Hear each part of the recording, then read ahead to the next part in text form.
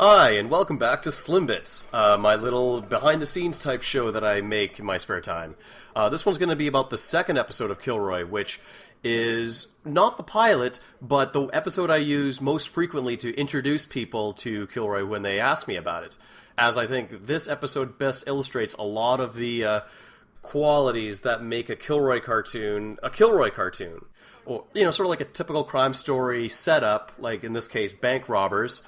And Killroy comes in to negotiate the release of some hostages, and then that's kind of flipped on its head when you find out that the criminal's demand is misinterpreted to be, run out and get us some takeout food. And then that runs into some complications. And then that runs into some more complications. And then by the end of the episode, it's completely off track, but it somehow finds its way back to Killroy saving the day. That's sort of what I consider to be a Killroy episode.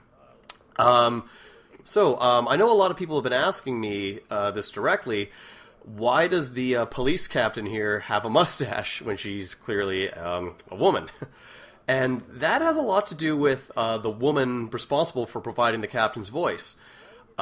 Dee is a friend who I've known for many years. She's a terrific animator. She's a hell of a nice person. And she's always been very supportive of me and my cartooning.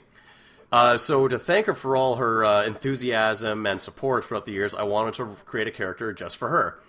And knowing that I wanted to have a city police captain for Killroy to interact with and give him missions and maybe just give him like another character to work off of, I knew she'd be perfect for the role.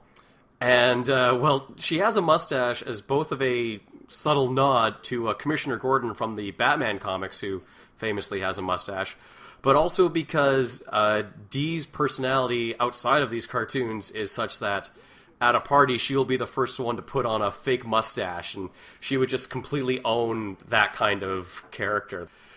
And I guess in my imagination, the perfect police captain has to have a mustache. I presented it to her, and she was just game from the get-go. Like, no questions asked. She's happy to be the angry police captain. I guess, she is the stereotypical angry police captain, but she's not in the typical comic book authority kind of way where she's against Killroy and his vigilante activities. I think she kind of realizes that her police department is woefully understaffed and inept, and she's getting no help from the mayor, who we meet in later episodes, who's a complete imbecile.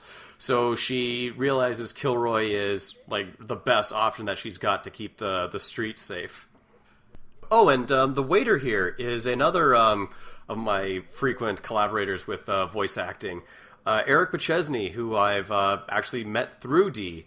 He voiced one of the primary characters in the Gamer of Destiny series that I did, and I used to work with him and hadn't really kept up to tabs with him, but I shot him an email one time and said, you've always been very good at doing foreign accents.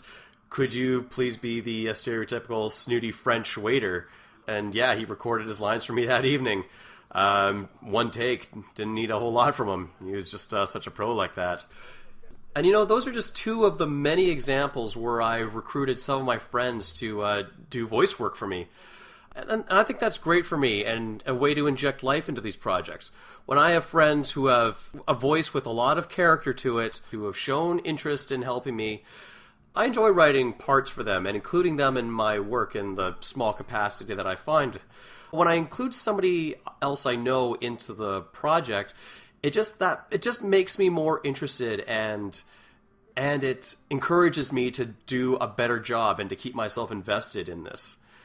Because as is, it's just me working on this on my own. But if I have some of my friends who are backing me up and providing other voices for, it's I want to do a good job, not just for myself, but also for them, because they were nice enough to dedicate their time and their talent to helping me along. So anyways, that is really all I have to say on this episode. So tune in next time for another Slim Bits and for more Killroy episodes. Bye!